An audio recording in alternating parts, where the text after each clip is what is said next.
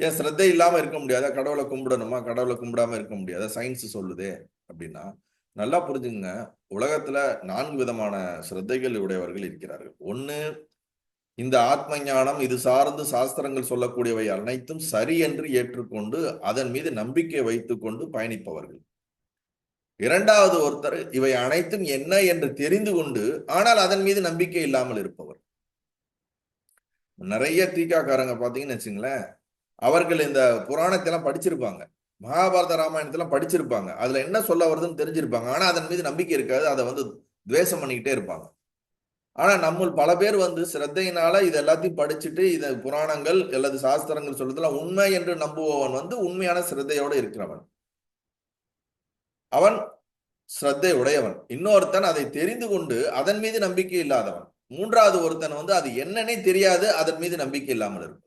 எனக்கு அது சாஸ்திரமோ புராணங்களோ எதுவுமே எனக்கு தெரியாது, அதனால அதன் மீது நம்பிக்கை இல்லாமல் இருக்கும்.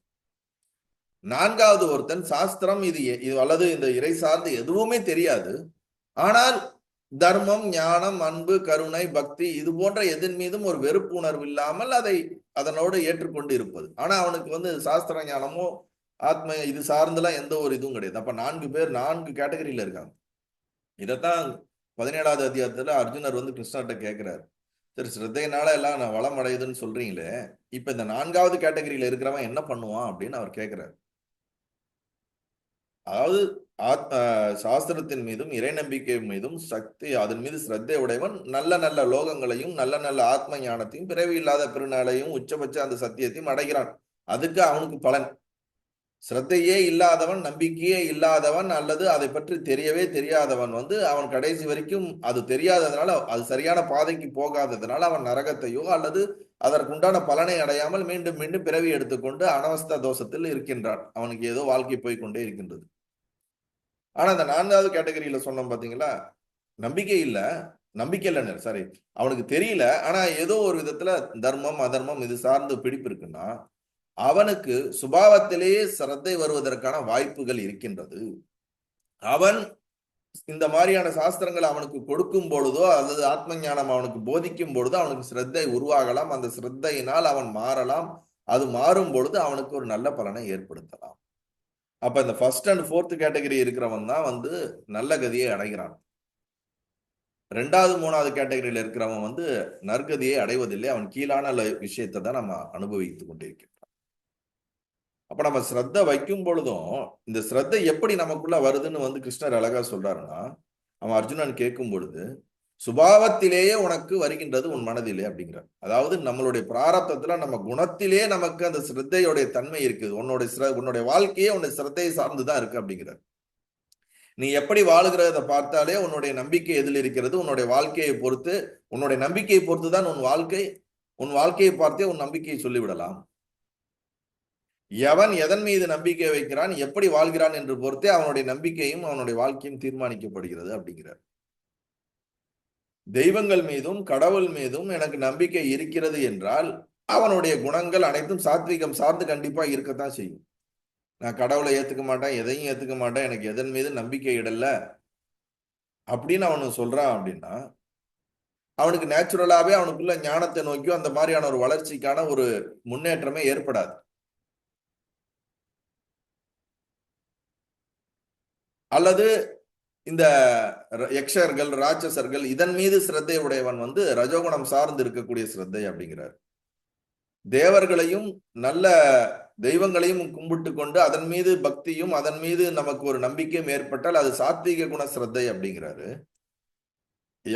யக்ஷர்கள், ராட்சசர்கள் இதன் மீது அசுரர்கள் மீது நமக்கு இந்த மாதிரியான தெய்வங்கள் மீது நம்ம ஒரு ஈடுபாடு ஏற்பட்டு அதை நோக்கி போகும்போது ராஜச குண சிரத்தை அப்படிங்கிறாரு. அந்த ஆவி, பேய் இது சார்ந்து இருக்கக்கூடிய கீழான இதன் மீது நம்பிக்கை வைத்துக் கொண்டு நிறைய பேர் இருக்காங்கல்ல, பில்லி பண்றேன், சூனியம் பண்றேன், இந்த கெடுதல் பண்றேன், இந்த மாதிரி நெகட்டிவான விஷயங்கள் பண்றேன், இதை ஏவி விடுறேன், அதையே இந்த மாதிரி இருக்காங்களா தாமச குண சிரத்தை உடையவர். சிரத்தை இல்லாதவன் சுத்தமா அவன் வாழ்க்கையில உருப்படுறது கிடையாது. அப்ப நம்மளுடைய குணம் சார்ந்து நம்மளுடைய சிரத்தை சார்ந்துதான் நம்மளுடைய வாழ்க்கை அமைகிறது. அது சார்ந்துதான் நம்மளுடைய வாழ்க்கையினுடைய முன்னேற்றமும் அடுத்த கட்டமும் இருக்கின்றது. இப்ப நம்ம எல்லாமே இந்த சத்சங்கம் தொடர்ந்து வரோம், ஆத்ம ஞானம் சார்ந்து தொடர்ந்து கேட்கிறோம், இல்ல ஆன்மீகம் சார்ந்து தொடர்ந்து கேட்கிறோம், இந்த வழியில பயணிக்கிறோம்ன்றனால நம்ம சுபாவத்திலே பிறப்பிலே நமக்கு இந்த சத்துவகுண சிரத்தை இருக்கின்றது என்று நாம் தெரிந்து கொள்ள வேண்டும். அதனாலதான் இந்த விஷயத்தெல்லாம் கேட்கிறோம், இதை தொடர்ந்து வந்து கொண்டு இருக்கிறோம், இதெல்லாம் உள்வாங்கி கொண்டு இருக்கின்றோம். அப்ப இதனுடைய பலனாக நாம் இதை மேற்கொண்டு அதிகப்படுத்தி கொண்டு போகும் பொழுது கண்டிப்பாக நமக்கு ஒரு நல்ல கதி நமக்கு கிடைக்கும், கிடைக்காமல் போகாது. அதனாலதான் இந்த ஞானம் சார்ந்த ஒரு வாழ்க்கையை நாம் தேடிக்கொண்டிருக்கின்றோம். அது நம் வாழ்க்கையில் எடுத்துக்கொள்ள முயற்சி செய்து கொண்டிருக்கிறோம். அது மட்டும் இல்ல, இந்த ஸ்ரத்தையோடைய பலன் பார்த்தோம்னு வச்சுங்களேன், நமக்கு மனோசக்தியை அதிகப்படுத்தி கொடுக்கும். சாதனைகளை செய்வதற்கு, ஏன்னா ஒரு சாதனை செய்யணும்னா நம்பிக்கை இருந்தாதான் சாதனை செய்ய முடியும். எனக்கு இது மேல நம்பிக்கையே இல்லைன்னா நம்ம எப்படி சாதனை செய்ய முடியும்? சாதனை செய்யலைன்னா எப்படி நமக்கு ஒரு பலன் கிடைக்கும்? ஒரு ஜபம் பண்ணுங்க, ஒரு தியானம் பண்ணுங்க, ஒரு யோகா பண்ணுங்க, ஒரு பூஜை பண்ணுங்க அப்படின்னா அதன் மீது நம்பிக்கை இருந்தா தானே அதை செய்யும் பொழுது அது நமக்கு பலனா மாறும். நம்பிக்கை இல்லாமல் செய்யக்கூடிய எந்த ஒரு காரியமும், சிரத்தை இல்லாமல் செய்யக்கூடிய எந்த ஒரு காரியமும் பலனை கொடுக்காது. சிரத்தையோடு செய்யக்கூடிய ஒரு காரியம் தான் நமக்கு அது பலனை கொடுக்கும். சிரத்தையோடு கேட்கக்கூடிய ஞானம் தான் அது நமக்கு முழுமையான ஞானமாக மாறும்.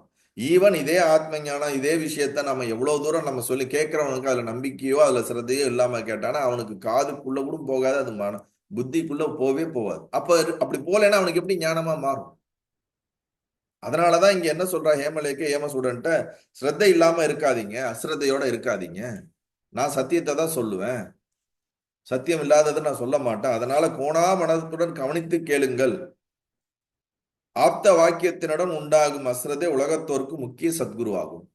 அனுபவ வாக்கியங்கள் மீதும் ஆத்ம ஞானிகள் சொல்லக்கூடிய மகா வாக்கியின் மீதும் ஒருத்தனுக்கு சிரத்தை வரவில்லை என்றால் அதுதான் அவனுக்கு மிகப்பெரிய ஒரு எதிரியாக மாறிவிடுகிறது. அதனால சிரத்தை என்பது மிகவும் முக்கியம். சிரத்தை தான் ஜகத்தை ரட்சிக்கின்றது, சிரத்தை இல்லாமல் எதுவுமே இல்லை அப்படின்னு இங்க ரொம்ப தெளிவா அவங்க சொல்லிடுறாங்க. நல்லது.